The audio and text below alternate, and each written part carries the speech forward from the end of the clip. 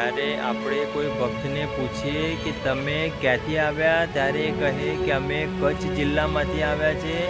મિત્રો, અમદાવાદના બારેજાના અંદર દેશ વિદેશથી ભક્તો આવે છે, પણ કચ્છ જિલ્લામાં માળીએ ડંકો વગાડ્યો. આજે આપણને બહુ જ આનંદ થાય છે કે ઘણા ખરા ભાવિકોનું જીવન પરિવર્તન થઈ ગયું. અને કામ પણ મજાના હોય છે કે કોઈને આખી જિંદગીથી પગ દુખતા હતા તો માતાજીની માનતા રાખી પગના દુખાવા મટી ગયા. ઘણા લોકોને શરીરના અંદર કળતર થતી હતી તો માતાજીની માનતા રાખી તો એ પણ સારું થઈ ગયું. ઘણી ખરી મારી વાલી બહેનોએ એમના માથાના વાળ ઝડતા હતા અને કુખાર મેરડી માતાને ચૂંદડી, નારિયેળ, અગરબત્તીની માનતા વિડીયોના અંદર જોઈને રાખી તો એમના વાળ પણ ખરતા બંધ થઈ ગયા. મિત્રો, આવા ચમત્કાર માળીએ કચ્છ જિલ્લામાં નહીં, દુનિયાના ઠેર ઠેર માળીના ચર્ચાની પરચાની વાતો થઈ રહી છે. તો રામમાળી રામ, આજે ગુજરાતના કચ્છમાં ઠેર ઠેર કુખાર મેરડી માતાના પરચા અને ચર્ચાની વાતો થઈ રહી છે. મિત્રો, કચ્છ જિલ્લામાં ઠેર ઠેર કુખાર મેરડીમાના આશીર્વાદ એવા પડ્યા છે કે આજે દુનિયાના અંદર કુખાર મેરડીમાનો ડંકો વાગી ગયો. માતાજી મિત્રો, રામમાળી રામ.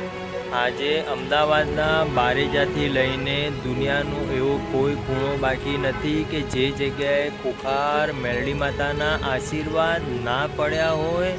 મિત્રો, આજે કચ્છ જિલ્લાના એવા ઘણા ખરા ગામ છે જે જગ્યાએ કુખાર મેરડી માતાની બાધાઓ પડી છે.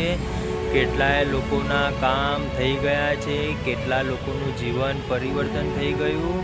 આજે આપણે અમદાવાદથી મહેસાણાના અંદર કે બનાસકાંઠા, પાલનપુરમાં જોઈએ તો કુખાર મેરડી માતાના એવા અઢળક પરચા ભક્તોના ઘરે લાઈવ છે.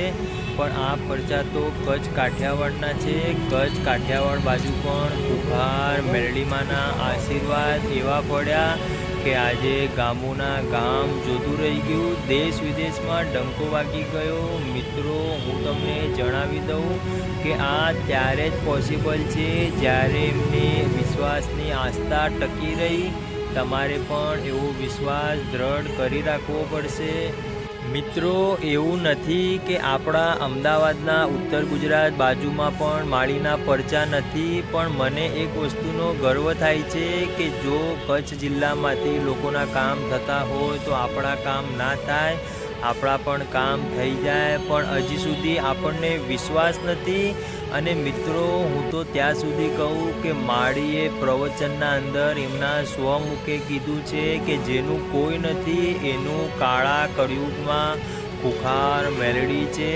બસ તમે એની આંગળી પકડી રાખજો, ક્યારે એને છોડતા નહીં. એ માળીએ ત્યાં સુધી કીધું કે તમે મને ભૂલી જશો, હું તમને ક્યારે નહીં ભૂલું.